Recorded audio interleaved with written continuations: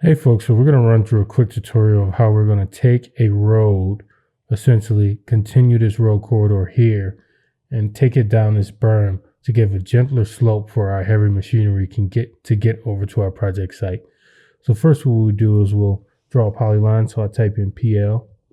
Okay, from there I can start to draw my polyline. I'll click, then I'll continue to click until I get to the end, and then I'll click enter and I'll set up our polyline. So from there, what we want to do is then we want to create an alignment from this polyline. So what I'll do is I'll go to the home tab up here, home tab. Then I will go to alignment, click create alignment from objects. I'll select my polyline that I just drew. I'll click enter. And then I like this direction that it's going because we want our alignment to be going in this direction. But if you didn't like it, you could click reverse here. Since I like it, I'm fine with that. I'll just click enter again. I'll give it a name. Construction Road 1 works. It's a centerline alignment.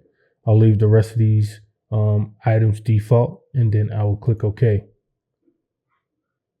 Okay, now we can see we have an alignment starting from station 0 and moving on up. Okay, now that we have this alignment, what I want to do is create a surface profile. So I'll go back to the home tab again. And then under profiles, I'll click this drop down box and I'll click create a surface profile. Okay. Under the alignments, I'll take my construction road 1 that I just made. Then under select surfaces, I'll click the EG and I'll click add. From there, I'll draw in profile view. Within this dialog box, to create profile view dialog box, I'll leave all these defaults except for the data bands in which I want this to be set to no bands. So under select band set, we'll set it to no bands. Then I'll click create profile view. I'll go to my side here. And then I'll click and we'll see it'll draw a surface profile there. Okay, now that we have our surface profile, I want to define a profile which I'll actually use to manipulate my corridor. So what I'm going to do back here is go to the home tab again, go to profiles. And then I'm going to go to profile creation tools. It's going to ask me to select the profile view. I'll select this one. Okay, now that we have that, we have the alignment. We have the ability to create a profile. I'll click OK here. And then I'll go to this first option, draw down, and I'll do draw tangents with curves. So now I have the ability to draw my own profile in. I'll start at sort of the top. I'll come through snapping. I'll make sure I make a gentler slope, and then I'll finish off and I'll click enter. You'll see it start to label things.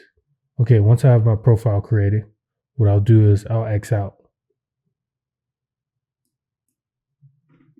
Okay, so we're almost there to a corridor. What we need to do now is create an assembly in which we'll use to manipulate our corridor as well. So first, what I like to do is create a circle like I have here.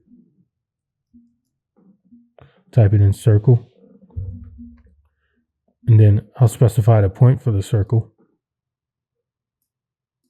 I create these circles because once I make a new assembly, then I'll know where that assembly is. It'll be in one of these circles. So if I were to be zoomed out, I could sort of zoom my way in. Oh, I know these are the circles, so there are probably assemblies in there. So I'll go up to the home tab again, go to assembly, create an assembly. I'll give the assembly a name.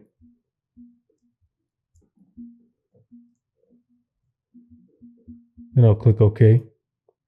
And I'll click within a circle to put the assembly in there. From there, what I'll do is I'll go to my tools palettes by typing in TP here.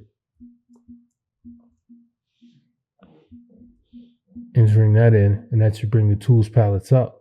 I'll go to the generic tab within the tools palette. So I'll navigate using these tabs on this right side here, and I'll go to generic, and then I'll start to build my assembly out. So what I'll do first is go to link width and slope. I'm going to look at the width of 10 feet. That seems fine to me. But first, we're going to put it on the left, and the slope will be at 2%. Those all seem fine, so I'm going to go with that. I'm going to click on the assembly, and I'll put it to the left. I'll come over to the properties box and I'll click right, and then I'll do the same thing so I can put this feature to the right. Then from there, I'll do the link width, link slope to surface. From there, all I'll do is change the slope to 33%. And I'll click the end of the last subassembly that I clicked previously. Then I'll click on the left.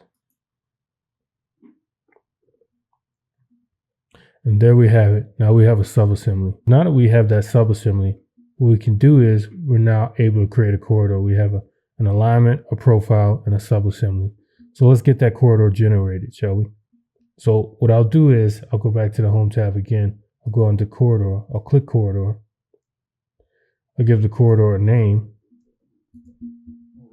Under alignment, I'll click the drop down, click construction road 1. That'll select the profile. And then I will select the assembly that we just made. Under target surface, I'll click down here. I'll click the existing surface that we've been using. Once I have that, I'll click OK.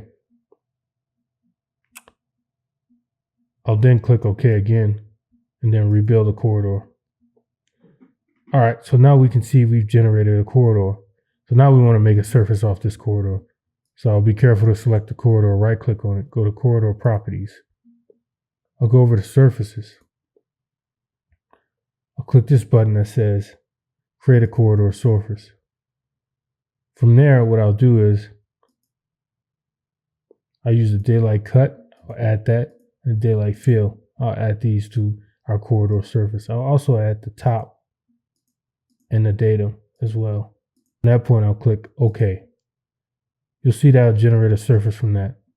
I don't really like the grids as much, so I'm going to right click on that. I'm going to go to surface properties, and then I'm going to change the scale to design 1:5 contours. Then I'm going to click OK. Okay, now we have this surface. If this video helpful, please like, subscribe, and hit the notification bell for more content.